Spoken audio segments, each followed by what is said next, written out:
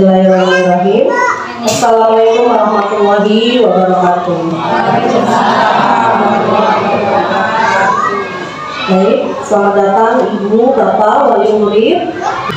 Kepada yang terhormat Bapak Kepala Sekolah, Bapak Suherman SPG SD MPD.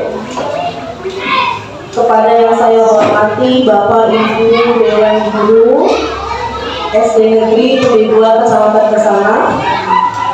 Kepada yang saya hormati Bapak Komite Sekolah, Bapak Sakum Afandi. Kepada yang saya hormati Bapak Ibu Wali Murid kelas 6. Puji syukur kehadirat Allah SWT yang telah memberikan segala rahmat kesehatan bagi kita semua, sehingga pada hari ini, hari Kamis tanggal 12 Januari 2023, kita semua bisa hadir, bisa berkumpul di acara seminar budaya positif sekolah. Kepala sekolah sekaligus penindasan budaya positif di sekolah. Kepada beliau Bapak Suherman SPD SPD, kami persilakan. Terima kasih kepada Bu Santi. Assalamualaikum warahmatullahi wabarakatuh.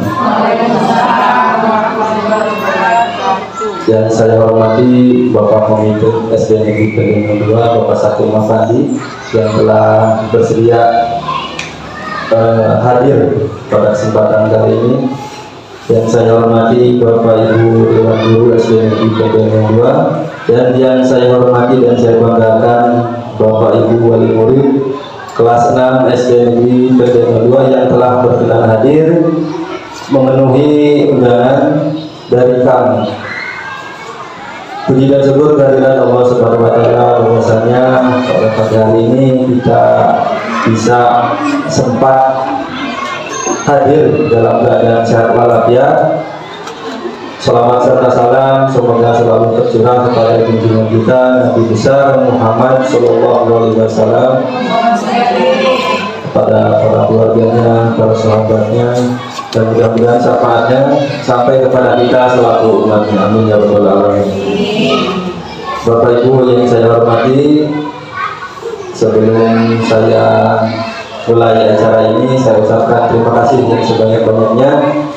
Memang untuk rapat wali murid kelas 6 berarti kita rutin setiap tahun ada. Untuk itu, selain ada rapat wali murid, juga perkenankan untuk kesempatan pada pertemuan kali ini saya akan mengibarkan budaya positif. Kebetulan saya ini adalah calon guru penggerak. Kalau Bapak Ibu nggak ngerti itu guru penggerak siapa?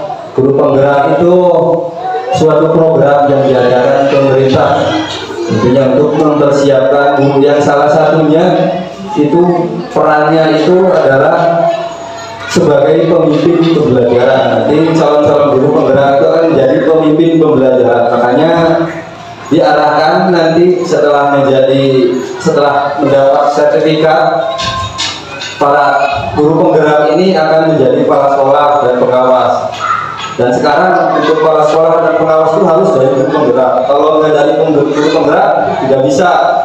Kalau kepala sekolah itu hanya 1 periode, tapi kalau dari guru penggerak nanti bisa 4 periode, kan bisa jadi pengawas gitu. Jadi intinya untuk karir juga. Jadi mohon bantuan dan perhatiannya Bapak Ibu, apa-apa yang akan saya sampaikan terkait pengibasan budaya positif.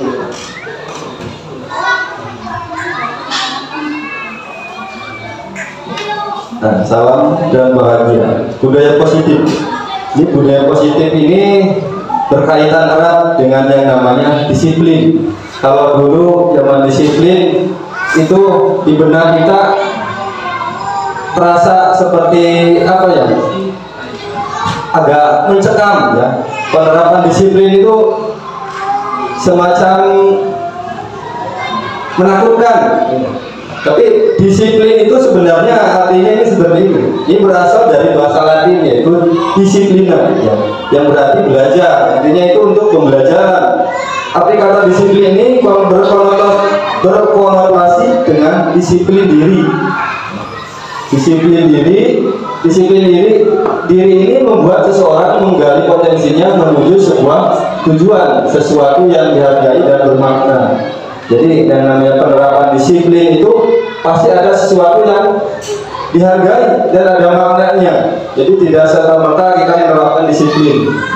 Dengan kata lain, disiplin diri ini mempelajari cara mengontrol dan menguasai diri untuk memilih tindakan yang mengacu pada nilai-nilai yang kita hargai. Nah, dengan kata lain, memiliki disiplin diri ini berarti mereka bisa bertanggung jawab atas apa yang mereka lakukan berdasarkan pada nilai-nilai kebajikan. Nah, jadi ada dasarnya, yaitu nilai-nilai kebajikan. Ini yang perlu kita garis bawahi. Apa itu nilai-nilai kebajikan? Nilai-nilai kebajikan universal ini adalah sifat-sifat positif manusia yang merupakan tujuan mulia yang ingin dicapai setiap individu. Nah, nilai-nilai tersebut bersifat universal. Universal itu mendunia, jadi tidak hanya berlaku di Indonesia, di Amerika, di Inggris, di Rusia, itu sama, universal. Kemudian lintas bahasa, lintas suku, lintas bangsa, agama maupun latar belakang. Nah, setiap perilaku perbuatan memiliki suatu tujuan. Nah, ini dasarnya dari teori Dr. William Glasser.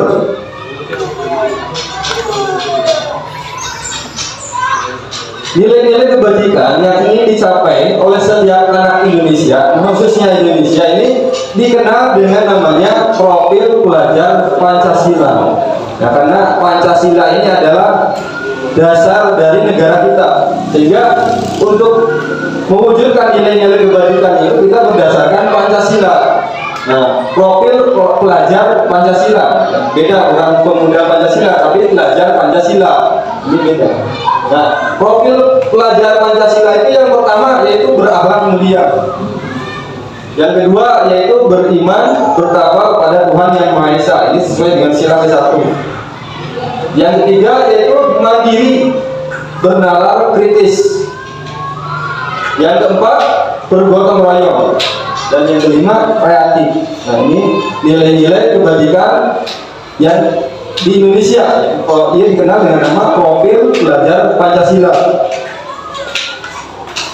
Nah, teori motivasi perilaku manusia ini ada eksternal dan ada internal. Kalau eksternal itu untuk menghindari ketidaknyamanan, apa yang terjadi apabila saya tidak melakukannya. Nah, kalau yang internal itu berasal dari dalam diri kita sendiri. Nah, ini ada yang tahu Bapak Ibu ini siapa? Pernah lihat? Siapa? Ki Hajar Dewantara. Berarti Ibu ingatannya bagus. Ini Ki Hajar Dewantara, yaitu ada tulisannya. Tulisannya Pak Bro. Iya. Ini adalah Bapak Pendidikan Indonesia atau Menteri Pendidikan yang pertama. Beliau ini adalah Menteri Pendidikan yang pertama, Ki Hajar Dewantara, Bapak Pendidikan Indonesia. Nah, merdeka itu artinya tidak hanya terlepas dari perintah, akan tetapi juga cakap buat pemerintah diri sendiri. Nah, kurikulum yang sekarang diterapkan yaitu kurikulum Merdeka Belajar. Merdeka Belajar, jadi anak itu diberikan kebebasan, tidak seperti dulu. Kalau dulu itu anak pembelajarannya itu berpusat pada guru, jadi apa-apanya sesuai tergantung guru. Nah, kalau sekarang dibalik, jadi anak diberikan kebebasan untuk mengembangkan bakat dan minatnya. Jadi sekarang guru harus manut ke anak, makanya pendidikannya berpusat pada anak atau pada siswa. Nah, ini falsafah dari Ki Hajar Dewantara, ini pemikirannya Ki Hajar Dewantara. Makanya sekarang diwujudkan ke dalam kurikulum Merdeka Belajar. Nah, kalau masalah hukum dihukum oleh penghargaan. Nah, kalau zaman dulu ada reward dan ada punishment ya, ada reward penghargaan. Anak diberi penghargaan itu bagus, tapi pemikiran sekarang justru penghargaan itu ini ada pengaruhnya, ada pengaruh jeleknya juga.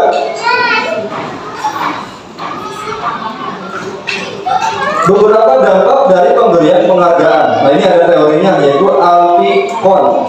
Yang pertama yaitu pengaruh jangka pendek dan jangka panjang. Nah, sekarang ada pengaruhnya kalau memberi penghargaan. Penghargaan menghukum. Penghargaan mengurangi ketepatan. Penghargaan tidak efektif.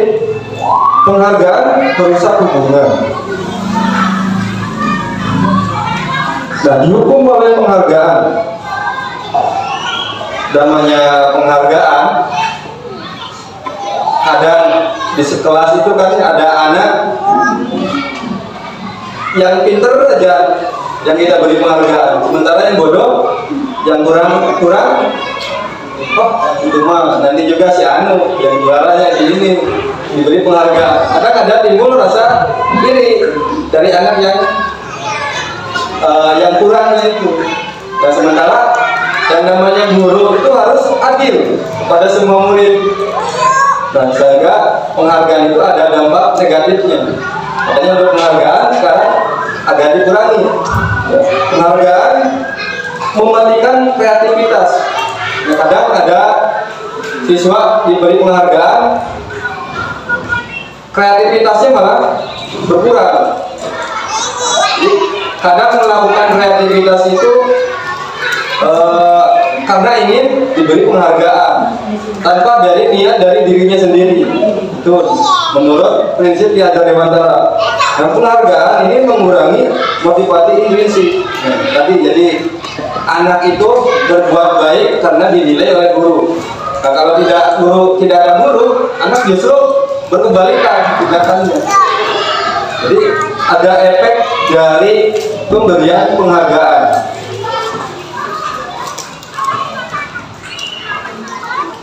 Nah, ini sekarang ada istilah hukuman dan konsekuensi. Nah, kalau hukuman itu apa ya? Agak lebih bersifat lebih menyakitkan. Kalau konsekuensi itu berdasarkan kesepakatan kelas, berdasarkan kesepakatan atau musyawarah kelas. Misalkan ada anak yang kesiangan. Nah, kalau dulu ada anak, wah kamu kesiangan, bisa keras, ya, tadi marahin. Nah, kalau sekarang dikembalikan ke siswa. Jadi gurunya memberikan pengarahan begini, anak-anak, jika ada siswa atau teman kamu yang kesiangan, misalkan lebih dari 10 menit, kira-kira hukuman apa yang akan diberikan kepada teman ini? Jadi tergantung sepakatan anak bagaimana, misalkan, atau diberi tugas bu, gitu. Atau ada yang mengusulkan push up atau mengerjakan tugas tambahan, misalkan. Ya. Nah, itu namanya kesepakatan kelas. Di kesepakatan kelas, nah kalau ada anak yang benar kesiangan, nah diberi hukuman seperti itu berdasarkan kesepakatan kelas. Nah, itu namanya konsekuensi. Nah, kalau hukuman itu lebih bersifat keras, ya, keras, agak lebih menyakitkan. Contoh ini, mencatat 100 kali di dalam buku. Kalimatnya, saya tidak akan terlambat lagi karena terlambat ke sekolah. Kira-kira ini hukuman atau konsekuensi? Mencatat 100 kali di dalam buku. Hukuman atau konsekuensi? Kalau konsekuensi bersifat lebih halus karena ini kesepakatan kelas. Konsekuensi. Nah, ini jawabannya hukuman. Ini bersifat hukuman itu. Nulis masih bersifat hukuman. Nah, lari mengelilingi lapangan basket 2 kali karena terlambat hadir di sekolah. Ini pun hukuman. Kemudian murid diminta untuk push up 15 kali. Nah, push up ini jelas hukuman, ya. Ini hukuman. Mengganti kertas tugas teman yang telah dicoret-coret. Diganti. Nah ini konsekuensi. Nah berdasarkan kesepakatan kalau ada yang merobek, ini harus diganti. Ini konsekuensi. Membersihkan tumpahan air di meja tulis karena tulis senggol pada saat belajar. Mengganti, tapi hukuman konsekuensi. Jadi berdasarkan konsekuensinya, ketika ada anak yang menumpahkan gelas, itu harus diganti konsekuensinya. Itu konsekuensi. Murid disuruh untuk tidak mengenakan sepatu seharian di sekolah. Nah, ini lebih mengerikan ya, karena tidak mengenakan sepatu hitam berarti ini hukuman, bukan konsekuensi. Nah, beda lagi kan ini, lari mengelilingi lapangan basket 2 kali karena terlambat untuk pelajaran SJOK. Kalau tadi di kelas berarti yang tadi yang atas ya. Kalau ini khusus pelajaran SJOK. Kira-kira hukuman konsekuensi karena ini masih dalam lingkup pelajaran olahraga. Karena lari itu termasuk atletik olahraga. Nah, jadi jika ada yang terlambat, berdasarkan kesepakatannya harus lari keliling lapangan. Itu namanya konsekuensi. Nah, jadi perbedaan hukuman dan konsekuensi. Jadi hukuman sesuatu yang menyakitkan ini harus terjadi. Dia kalau sakit kalau hukuman. Sementara konsekuensi sesuatu yang harus terjadi karena berdasarkan kesepakatan. Kemudian hukuman ini membuat anak sakit. Nah, sementara konsekuensi membuat anak merasa tidak nyaman, tapi dalam jangka waktu yang pendek, hanya sesaat. Kemudian hukuman anak membenci kedisiplinan.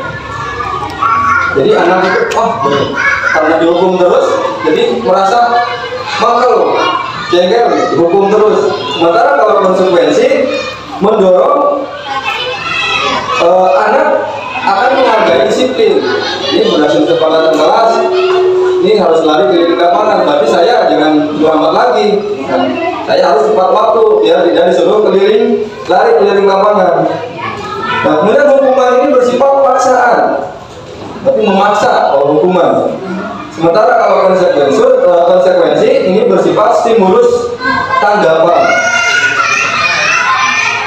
mendorong anak.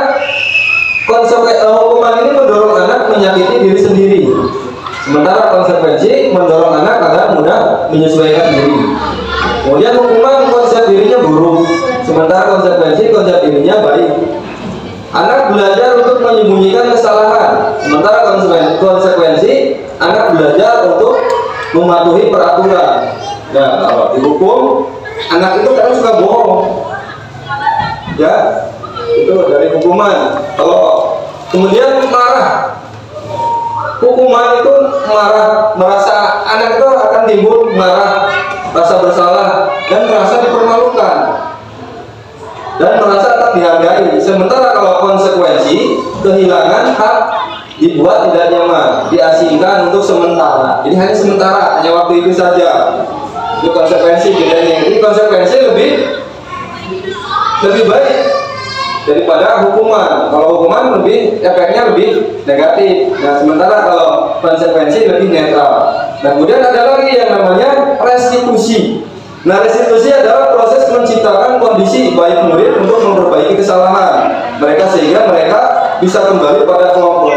Jadi anak itu dibuat biar merasa bersalah dengan karakter yang lebih kuat. Nah, restitusi ini merupakan proses kolaboratif yang mengajarkan murid untuk mencari solusi. Jadi intinya mengajarkan murid untuk mencari solusinya. Itu restitusi. Jadi restitusi malah positif. Nah, ini. Sementara kita bahas restitusinya. Restitusi ini merupakan pilihan buat anak, ini pilihan.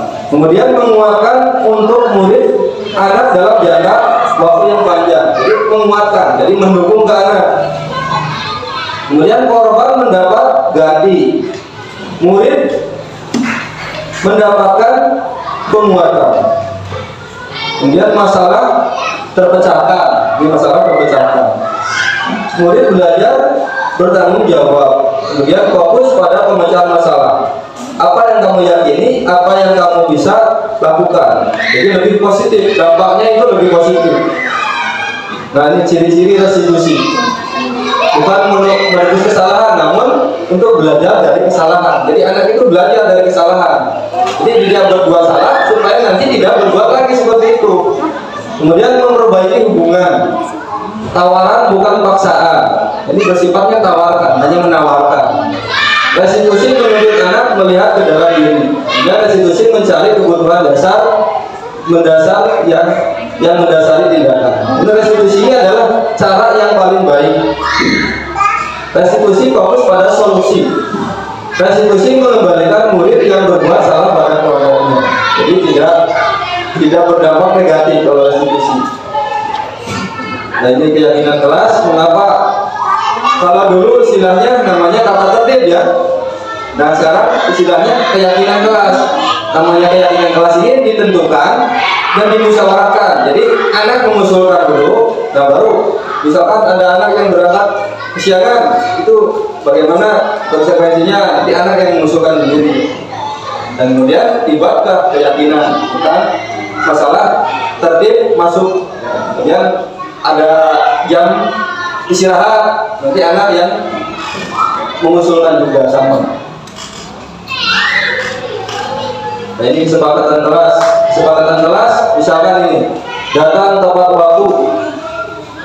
Ini kesepakatan sama. Jadi semuanya harus datang tepat waktu. Nah, seandainya ada yang tidak datang tepat waktu, bagaimana konsekuensinya? Nanti anak yang mengusulkan lagi.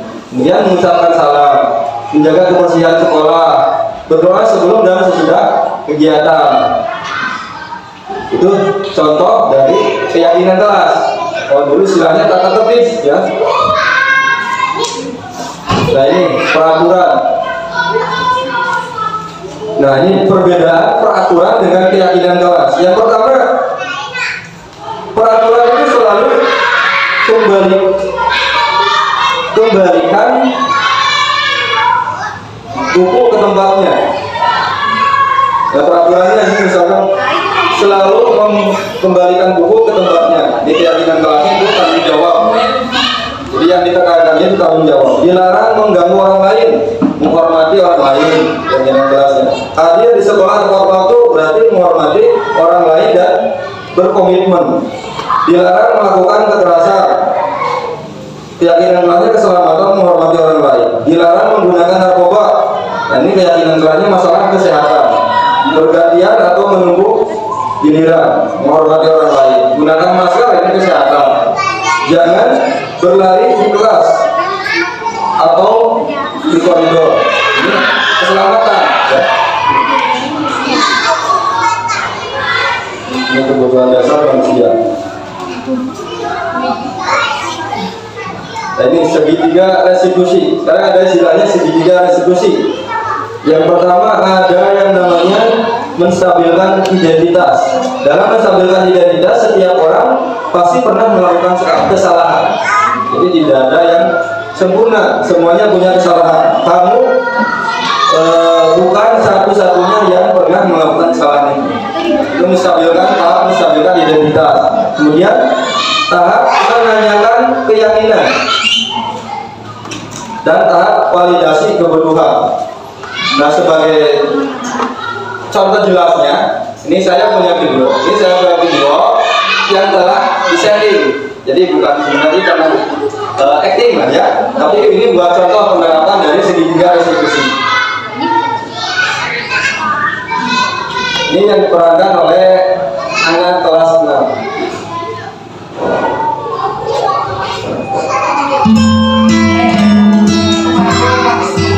Ini penerapan dari segitiga restitusi. Jadi kalau anak itu tidak disalah-salahkan, tidak dibuat kamu salah.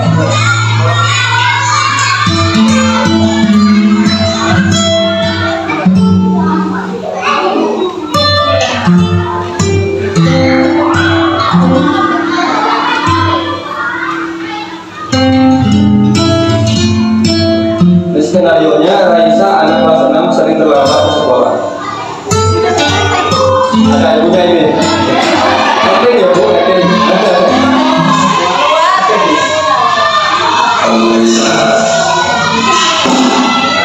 Sudah beberapa hari ini Bapak Pano kamu suka Kenapa Aisyah? Iya Pak, saya tadi masuk jam 7.15 karena saya disuruh ibu mengasuh adik, jadi saya kesiangan. Oh begitu, jadi pantas kamu kesiangan. Memang orang tua itu harusnya kita harus hormat dan patuh pada orang tua. Pak Guru juga suka membantu orang tua waktu kecil. Selain mengasuh adik, apalagi yang kamu lakukan setiap pagi hari?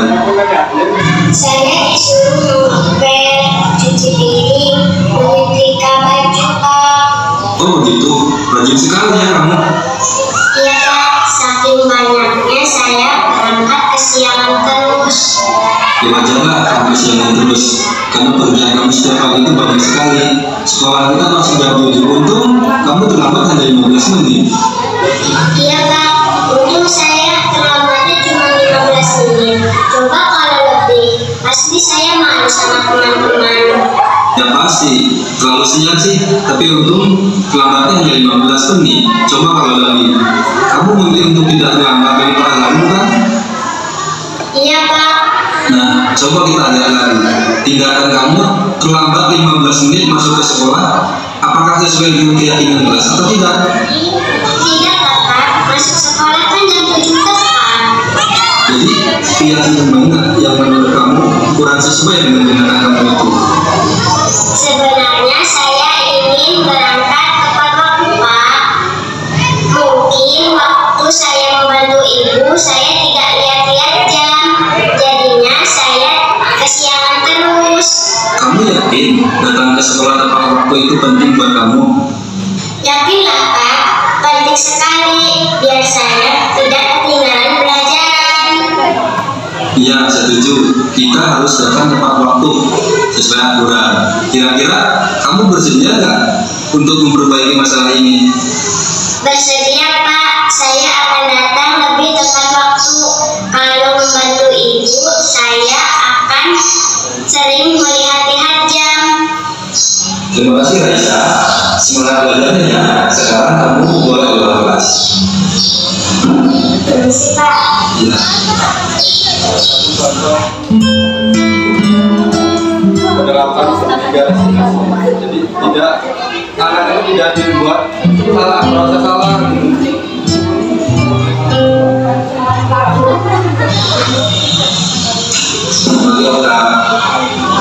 Benar, kamu tadi ribut dengan temanmu. Apa benar? Iya Pak, saya kesal sekali sama si Mimi. Dan dia anak orang kaya, kayak saya orang miskin, karena saya sangat panik. Oh begitu. Ya pasti kamu marah dan kesal.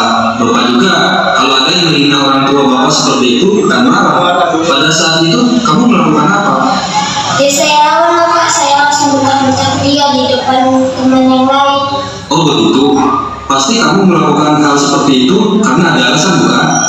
Iya lah Pak, saya membela diri. Masa saya diam saja kalau tua saya dihina seperti itu? Ya wajarlah, mempertahankan harga diri itu sesuatu yang penting buat kamu. Untuk kamu tidak berbuat lebih hanya bentak-bentak. Iya Pak, untungnya saya masih bisa menahan diri, hanya membentak saja. Padahal saya ikut kesal sekali sama si Windy. Pasti bela diri lah. Ya pasti ya, tapi untungnya kamu masih bisa bertahan dan bersabar. Kamu memilih untuk tidak berbuat lebih parah lagi bukan? Iya Pak. Nah sekarang kita lihat lagi. Tindakan kamu melawan dia dengan cara membentak-bentak. Apakah tindakan itu sesuai dengan keyakinan kelas atau prinsip kamu? Tidak lah Pak, saya nggak mau punya musuh. Saya ingin banyak teman dan sahabat. Jadi keyakinan dan prinsip mana yang kurang sesuai dengan keinginanmu? Saya sebenarnya ingin berteman dengan si Windy. Mungkin waktu itu saya emosi karena si Windy menghina saya. Padahal saya sangat menghargai orang lain. Kamu yakin menghargai orang lain itu penting buat kamu? Yakin lah Pak. Sediakah kamu memperbaiki masalah ini? Bersedia lah Pak, saya akan berusaha lebih menghargai orang lain. Baiklah, sekarang kamu jangan bergerak lagi ya. Silakan kamu keluar dan berbaikan dengan diri.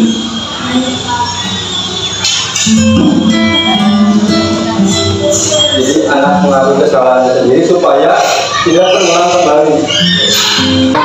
untuk penjelasan tentang budaya positif kita coba sedia.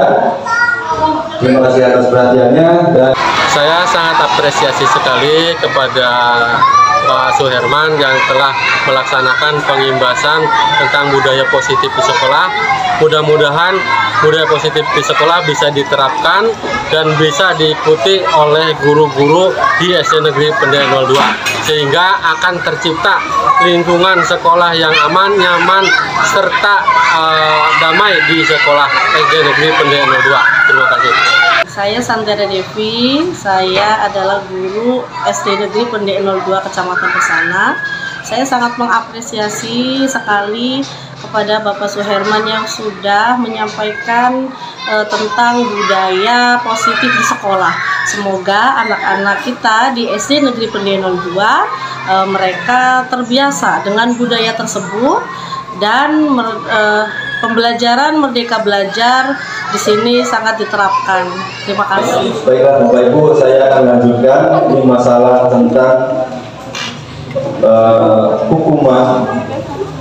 Ada hukuman, ada konsekuensi, ada restitusi. Kalau selama ini yang kita tahu mungkin ada namanya hukuman, ya. Nah ini kita bedakan hukuman seperti apa, konsekuensi seperti apa. Nah di sini ada tindakan huruf. Contoh yang pertama mencatat 100 kali di catatan buku kalimat. Saya tidak akan terlambat lagi karena terlambat ke sekolah. Kira-kira ini hukuman atau konsekuensi? Konsekuensi tahu bukan Bu? Nah kalau konsekuensi itu berdasarkan kesepakatan kelas. Kalau hukuman menghukum, ya gurunya. Nah kalau ini mencatat 100 kali di dalam buku kalimat, mencatat 100 kali di dalam buku kalimat, saya tidak akan terlambat lagi. Ini termasuk hukuman. Lari mengelilingi lapangan basket 2 kali karena terlambat hadir di sekolah. Hukuman. Murid diminta untuk push up 15 kali karena tidak menggunakan masker. Hukuman. Kemudian mengganti kertas tugas teman yang telah dicoret-coret. Hukuman atau konsekuensi? Konsekuensi. Ini berdasarkan kesepakatan siapa yang mencoret-coret berarti harus diganti. Kemudian membersihkan tumpahan air di meja tulis karena tersenggol pada saat belajar. Konsekuensi. Kemudian murid disuruh untuk menggunakan sepatu seharian di sekolah karena tidak menggunakan sepatu hitam. Hukuman. Lari mengelilingi lapangan basket 2 kali karena terlambat 10 menit untuk pelajaran PJOK. Hukuman konsekuensi. Konsekuensi karena ini dalam lingkup mata pelajaran PJOK. Nah, ini jawabannya. Hukuman konsekuensi. Kalau yang ini dalam lingkup pelajaran PJOK. Kalau yang tadi bukan. Yang pertama itu yang kedua ya. Yang itu karena hukuman karena bukan dalam pelajaran PJOK. Jadi perbedaan antara hukuman dan konsekuensi. Yang pertama itu, kalau hukuman itu sesuatu yang menyakitkan, harus terjadi. Beda dengan konsekuensi. Kalau konsekuensi sesuatu yang harus terjadi karena kesepakatan. Kemudian hukuman membuat anak sakit, fisik ataupun hatinya untuk jangka waktu yang agak lama. Nah kalau konsekuensi membuat anak merasa tidak nyaman, tapi dalam waktu jangka yang pendek, hanya sementara. Kemudian hukuman anak membenci kedisiplinan. Ini dampaknya anak jadi membenci kedisiplinan. Dihukum terus saya. Kalau konsekuensi anak jadi menghargai disiplin. Ini kemarin saya disuruh ini karena konsekuensi. Nah, jadi besoknya dia tidak mau lagi, jadi lebih menghargai disiplin. Nah, kalau hukuman itu bersifat paksaan. Konsekuensi itu stimulus tanggapan.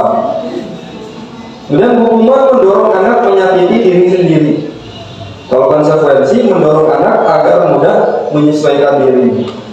Kemudian hukuman konsep diri yang buruk. Kalau konsekuensi ini lebih baik. Ya. Kemudian hukuman anak belajar untuk menyembunyikan kesalahan karena takut dihukum. Beda dengan konsekuensi. Kalau konsekuensi anak belajar untuk mematuhi peraturan. Dan hukuman ini berdampak anak menjadi marah, rasa bersalah, dan merasa dipermalukan, merasa tak dihargai. Kalau konsekuensi, kehilangan hak, dibuat tidak nyaman, diasingkan, tapi hanya untuk sementara.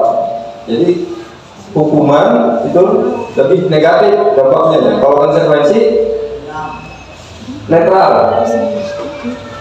Nah, ini kalau yang positif ini namanya restitusi. Nah, restitusi adalah proses menciptakan kondisi bagi murid untuk memperbaiki kesalahan mereka.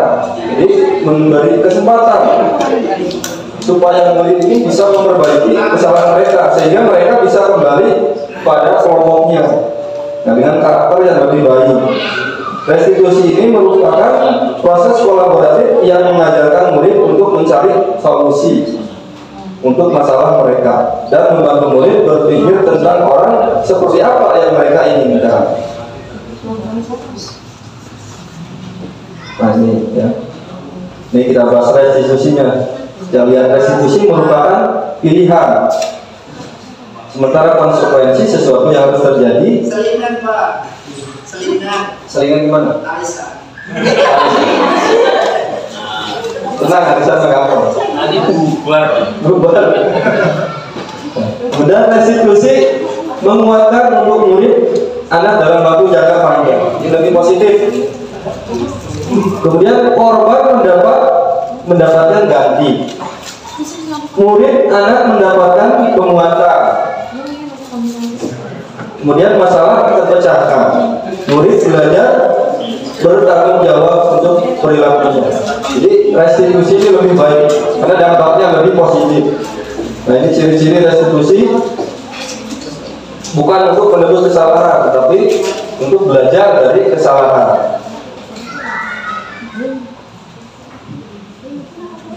Dan kemudian yang akan kita bahas masalah, nah ada 5 posisi kontrol. Nah, 5 posisi kontrol guru ya. Yang pertama yaitu sebagai penghukum. Yang kedua pembuat merasa bersalah. Yang ketiga sebagai teman. Yang keempat pemantau. Dan yang kelima manajer. Kalau pembuat merasa bersalah, ini posisinya guru akan bersuara lebih lembut. Pembuat merasa bersalah menggunakan keheningan. Ini biasanya nada suaranya lebih memelas ya, lebih halus.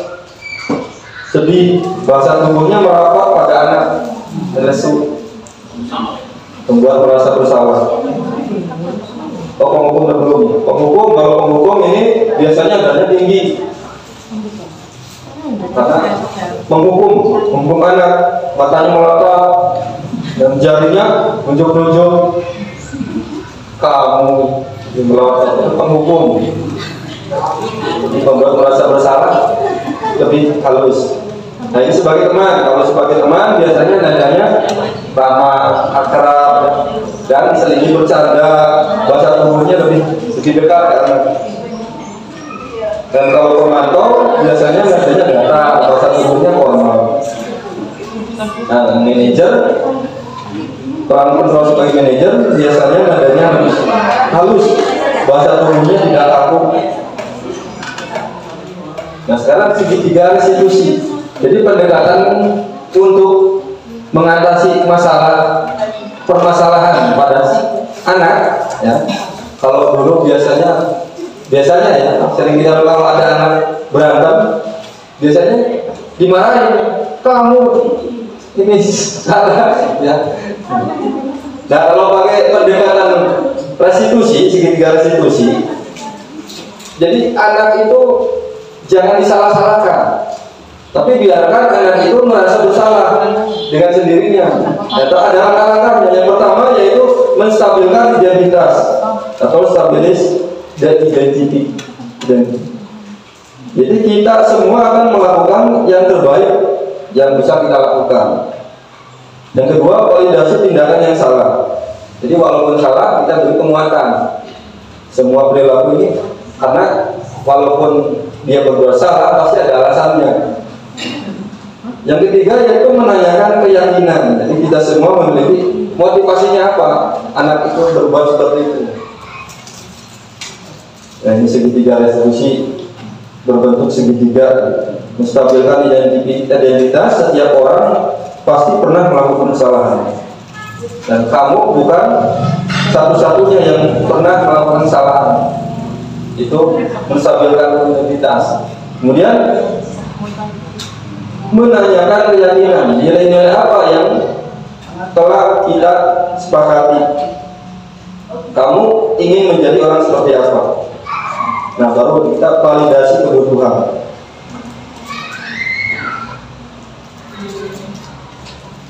Untuk lebih jelasnya pakai video aja ya. Biar nggak asing tuh. Bisa di rumah.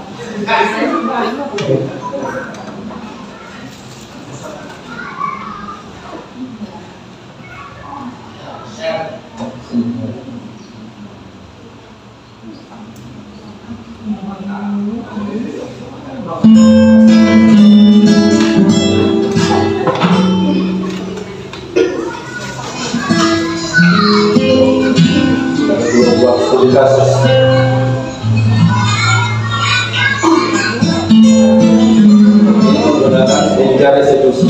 Yang pertama kasusnya yaitu ada anak yang sering kesiangan.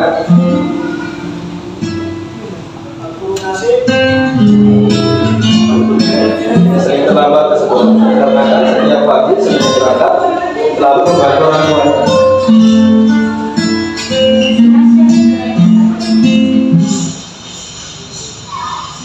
Bang Raisa, sudah beberapa hari ini kasih kamu suka berangkatnya cuma terus. Kenapa Raisa? Iya Pak, saya tadi masuk jam 7.15 karena saya disuruh ibu mengasuh adik, jadi saya kesiangan. Oh begitu, jadi pantas kamu kesiangan. Memang membantu orang tua itu harusnya kita harus hormat dan patuh pada orang tua. Pak Guru juga suka membantu orang tua waktu kecil. Selain mengasuh adik, apalagi yang kamu lakukan setiap hari? Saya disuruh mengepel, cuci piring, menyetrika baju Kak. Oh begitu, rajin sekali ya kamu. Iya Kak, saking banyaknya saya berangkat kesiangan terus. Wajarlah kamu kesiangan terus, karena pekerjaan kamu setiap pagi itu banyak sekali. Sekolah kita masuk jam 7, untung kamu terlambat hanya 15 menit. Iya Kak, untung saya terlambatnya cuma 15 menit. Coba kalau lebih, pasti saya malu sama teman-teman. Ya pasti, terlalu siang sih, tapi untung terlambatnya hanya 15 menit. Coba kalau lebih, kamu memilih untuk tidak terlambat lebih parah lagi bukan? Iya Kak. Nah, coba kita lihat lagi. Tindakan kamu terlambat 15 menit masuk ke sekolah, apakah sesuai dengan keyakinan kelas atau tidak? Tidak Bapak, masuk sekolah kan jam 7 tepat.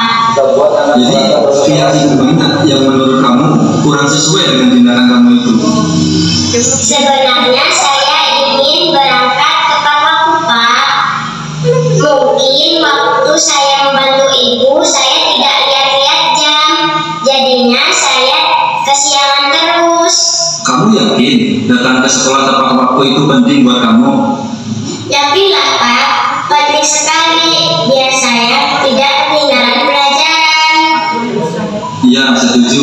Kita harus datang tepat waktu sesuai aturan. Kira-kira kamu bersedia nggak untuk memperbaiki masalah ini? Bersedia Pak, saya akan datang lebih tepat waktu. Kalau membantu ibu, saya akan sering melihat-lihat jam. Terima kasih Raisa. Semangat belajarnya. Sekarang kamu sudah 15. Pak, Ada satu lagi, ini ada anak yang berantem sama temannya, sering bertengkar.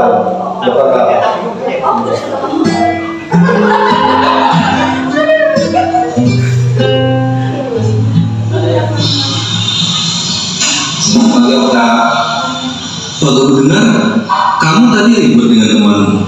Apa benar? Iya Pak, saya kesal sekali sama si Mary. Mentang-mentang dia anak orang kaya, ngatain saya orang miskin karena saya seorang kaya. Oh begitu? Ya pasti, kamu marah dan kesal.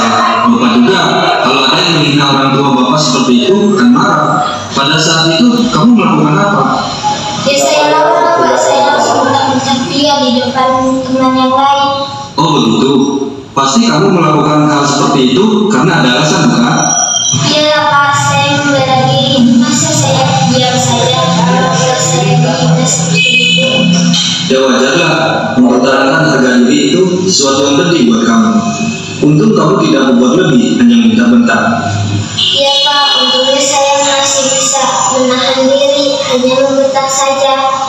Padahal saya itu kesal sekali sama si Mary. Pasti bela diri lah. Ya pasti ya, tapi untungnya kamu masih bisa bertahan dan bersabar. Kamu memilih untuk tidak berbuat lebih parah lagi, bukan? Iya Pak. Nah sekarang kita lihat lagi, tindakan kamu melawan dia dengan cara membentak-bentak. Apakah tindakan itu sesuai dengan keyakinan kelas atau prinsip kamu? Tidak Pak, saya nggak mau punya musuh. Saya ingin banyak teman dan sahabat. Jadi keyakinan dan prinsip mana yang kurang sesuai dengan keinginanmu? Saya sebenarnya ingin cuma dengan si Mary. Mungkin waktu itu saya emosi karena si Mary menghina saya. Padahal saya sangat menghargai orang lain. Kamu yakin menghargai orang lain itu penting buat kamu? Yakin lah Pak. Sediakah kamu memperbaiki masalah ini? Bersedia lah Pak. Saya akan berusaha lebih menghargai orang lain. Baiklah, sekarang kamu jangan berkenal lagi ya. Silakan kamu keluar dan berbaikan dengan dia.